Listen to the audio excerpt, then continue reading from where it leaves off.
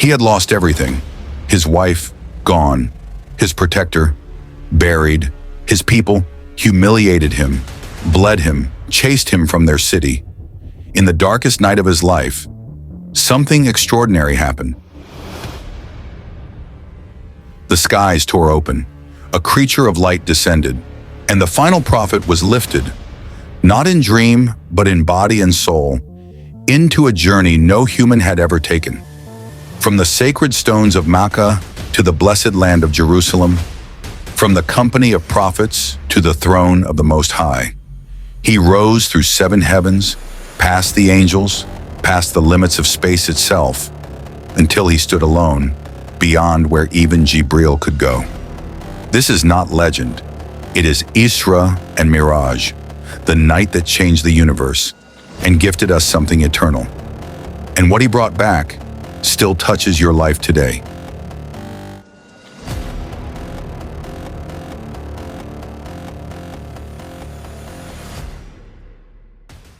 He walked through the streets of Makkah alone, his heart heavy, his steps slow. The city that once called him Al-Amin, the trustworthy, now spat at his message, mocked his faith, stoned his words. But this time, the pain ran deeper than insults. His beloved Khadijah was gone, the woman who believed in him when no one else did, who stood beside him when the world turned its back, who gave him strength when he had nothing left. For 25 years, she was his home, his heart, his comfort, and now she was no more. Then came another blow. Abu Talib, his uncle, his protector, the man who shielded him from Quraysh year after year, even though he never accepted Islam. Now he too was gone. No protection, no family, no wife, no support. 2 pillars in his life, shattered one after the other. That year would later be called al-Huzn, the year of sorrow. But sorrow wasn't done with him yet. He turned to Taif, hoping the people there would listen, hoping their hearts might be softer than the stone-faced Quraysh. He didn't go alone. He took Zayd ibn Haritha, his adopted son. Together they walked nearly 100 kilometers, just for a chance to be heard. But what awaited him there was worse than silence.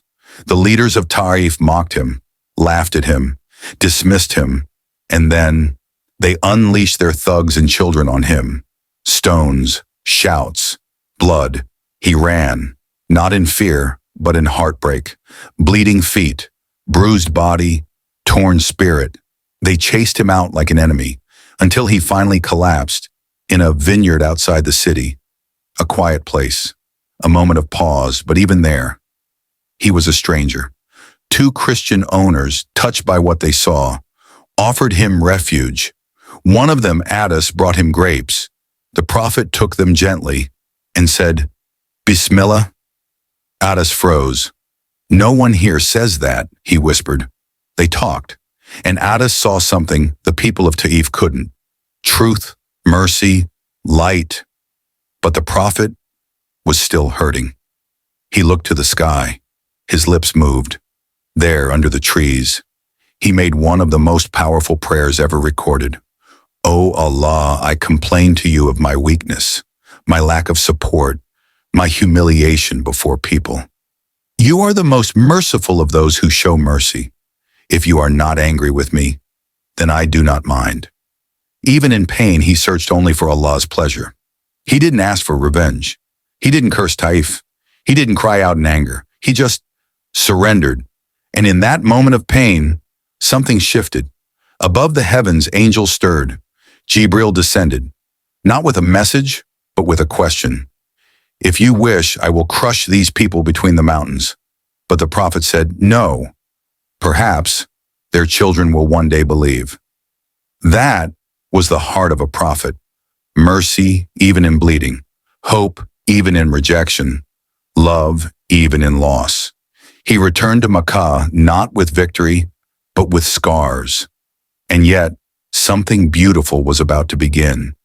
Because sometimes, Allah breaks your heart just before He opens the heavens. This wasn't just sorrow. This was preparation. The grief of Tarif, the silence after Khadijah, the loneliness after Abu Talib. It wasn't the end, it was the beginning of a journey no human had ever taken. A journey beyond the skies, beyond the stars, beyond the angels.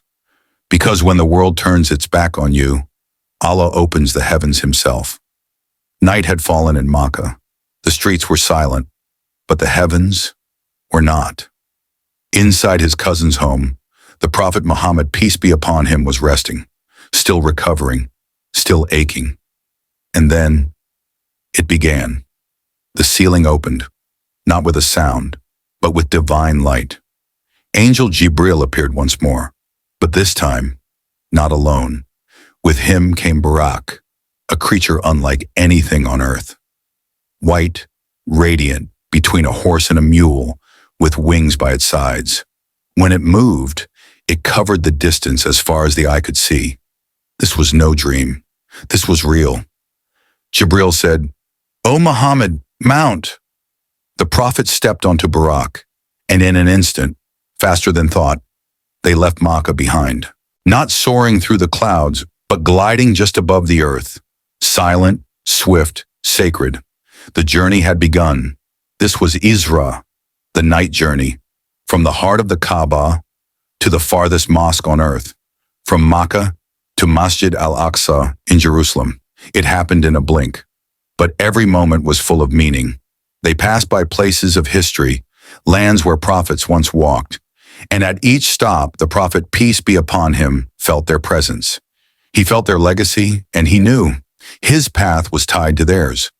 When they finally arrived at Al-Aqsa, the prophet, peace be upon him, dismounted.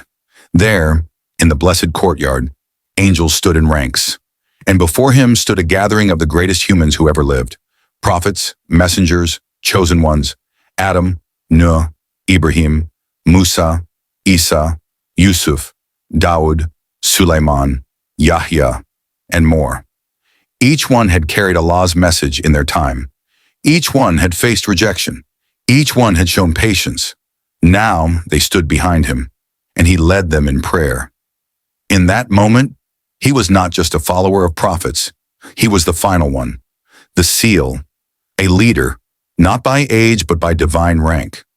The prayer ended, but the journey was far from over. This was only the first half, from earth to Al-Aqsa, from grief to sacred gathering, from pain to position, and now, from Jerusalem. The skies were about to open, but before that, pause here. Look at this moment. A man rejected by his people now leads all the prophets of God. A man who walked alone through blood and stones now stands in a sea of light. This was Allah's way of saying, you are not alone. You walk the path of those I love before you, and now you will rise higher than any man before. The journey to the heavens was next. But this night, this Isra, was more than a trip. It was a statement that the message of Islam was not new. It was a continuation, that Makkah and Jerusalem were forever linked, that Muhammad was the unifier of past revelations, that the Ummah was being prepared for something far greater. The skies were waiting, but for now, in the calm before the ascension, the prophet stood at the edge of the earth, ready to rise beyond it.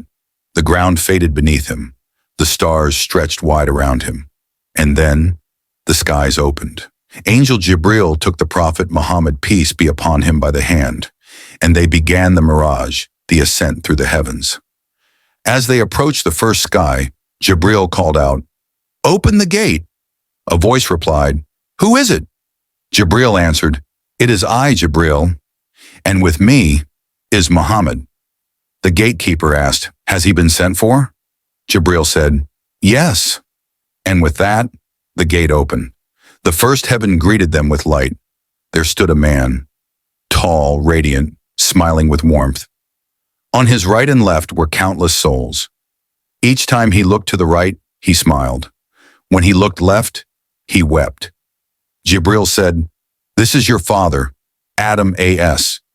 Adam turned, embraced the prophet, peace be upon him, and said, "Welcome, noble son and noble prophet." He was the first man, and now He welcomed the last messenger.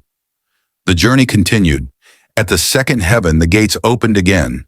There stood two prophets, close in age and spirit, Yahya, John, and Isa, Jesus. Peace be upon them both. They greeted the prophet, peace, love, and recognition. Welcome, noble brother and noble prophet. From there, he rose to the third heaven. There ye stood Yusuf, Joseph, the one given beauty like no other. His face shone like the moon. He smiled and greeted him. Welcome, noble brother and noble prophet. The path continued upward. In the fourth heaven, he met Idris, Enoch, the one raised to a high station. Then in the fifth, he saw Harun, Aaron, the brother of Musa, gentle, noble, and beloved by his people. Each one smiled, each one welcomed him, each one affirmed his rank. And then came the sixth heaven. There stood Musa, Moses. Peace be upon him. He wept when he saw Muhammad, peace be upon him, not out of sadness, but out of awe.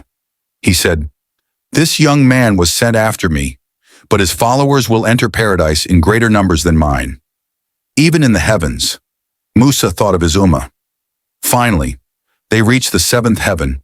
There stood Abraham, peace be upon him. Leaning against Al-Bayt al-Mamur, the heavenly Kaaba visited by 70,000 angels every day, never repeated. He turned to his descendant, the one carrying the light of Tawheed in its final form, and said, "Welcome, noble son and noble prophet." This wasn't just a meeting, it was a passing of the torch, from one prophet to another, from Adam to Ibrahim, to Muhammad, peace be upon him, from the first soul to the final messenger, 7 heavens, 7 welcomes, 7 reminders. He was chosen, he was honored, he was not alone. And yet, even this was not the peak. The next step would take him where no angel, not even Jibril, could follow. He had met the prophets, but now he was about to meet his Lord. The 7th heaven faded behind them. Above now was a place even the angels whispered about, a place where creation ends and the presence of the Creator begins. Jibril turned to the prophet, peace be upon him, and said, "From here, I cannot go further." The prophet looked at him. Jibril, the mightiest angel, the one who brought revelation, now stood still. He said, "If I take one step beyond this point, I will burn, but you are permitted." And so, the prophet, peace be upon him, moved forward, alone. Before him stood a massive tree, unlike anything on earth. Its name, Sidrat al-Muntaha, the Lote tree of the utmost boundary. Its roots were in the 6th heaven. Its branches stretched beyond all that can be seen. Its colors changed constantly, beauty beyond words. Its leaves were like elephant ears, its fruits like clay jugs, and beneath it flowed 4 rivers, 2 hidden in paradise, 2 visible in the world, the Nile and the Euphrates. This tree was the final veil. Beyond it, no being could pass, except Muhammad, peace be upon him, and so he did. No description can truly capture what happened next. No eye witnessed it before. No soul can explain it now. But he went. He passed beyond Sidrat al-Muntaha, and there he stood in the divine presence. No angel, no prophet, just him and Allah. We don't know what he saw. We don't know how it looked. Even he said later, there was a veil of light. If it were removed, I would be burned. But we know this. In that moment, beyond space, beyond time, Allah spoke to his beloved, and from that sacred meeting came a gift, a command, not through an angel, not in stages, but directly from the Lord of the worlds, the command of prayer. At first, it was 50 daily prayers. The prophet accepted it with devotion and began his descent. As he passed through the heavens again, he met Musa, A.S. Musa asked, "What has your Lord commanded?" The prophet said, 50 prayers a day. Musa, who had led a nation before, said, "Your people will not be able to handle it. Go back. Ask for a reduction." So the prophet returned and Allah reduced it. Again, Musa advised him to go back. Again and again.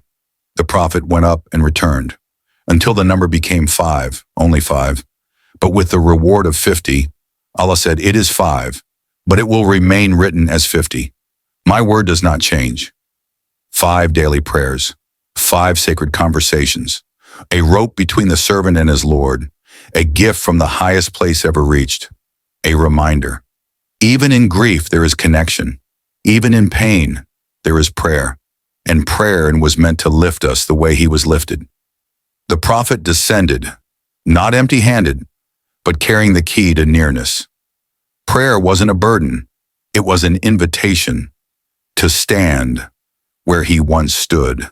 The skies faded, the stars disappeared, the gates of the heavens gently closed behind him. And just like that, the Prophet Muhammad was back in Makkah, back in his home, back in a world that had no idea what had just happened. From the Kaaba to Al-Aqsa to Sidrat al-Muntaha. And now, back to where it began. It all happened in one night. His heart was still full, his soul still trembling, his feet back on the ground. But the test was not over, because the next morning, he told the people. He spoke the truth. He told them about Isra, his night journey from Makkah to Jerusalem, and about Miraj, his ascension through the heavens. They laughed, mocked, clapped their hands in ridicule. Jerusalem in one night? Through the heavens? This is madness. The disbelievers ran to tell others, hoping to humiliate him publicly. One of them rushed to Abu Bakr, R.A., thinking he would finally turn away. They said, "Did you hear what your friend claims? That he went to Jerusalem and came back, all in one night?" Abu Bakr didn't flinch. He didn't hesitate. He simply said, "If he said it, then I believe it." With that sentence, the entire atmosphere changed. That was the moment the Prophet, peace be upon him, gave him the title As-Siddiq, the truthful one. Because faith isn't just believing what makes sense, it's believing what Allah and his messenger have said, even if the world laughs. Still, to silence the doubters, the Prophet described Al-Aqsa in detail, things he could not have known, and he told them about a caravan he passed on his return, describing the camels, the travelers, and exactly when it would arrive. Days later, the caravan entered Makkah, exactly as he had described. Still, some refused to believe.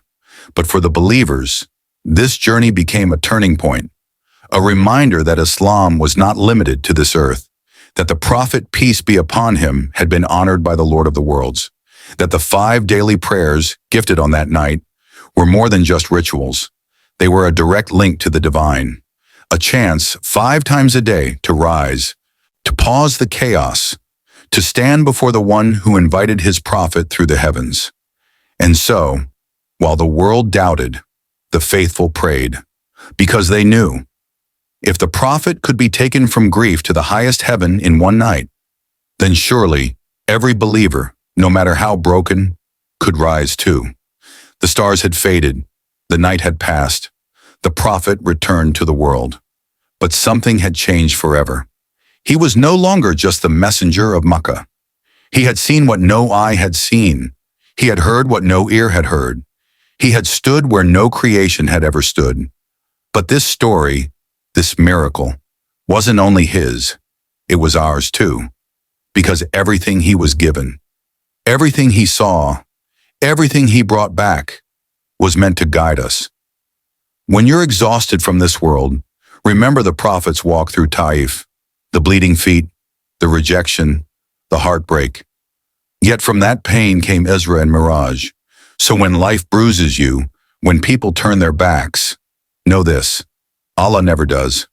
He watches, he waits, and when the time is right, he lifts you higher. Just like he lifted his prophet, peace be upon him.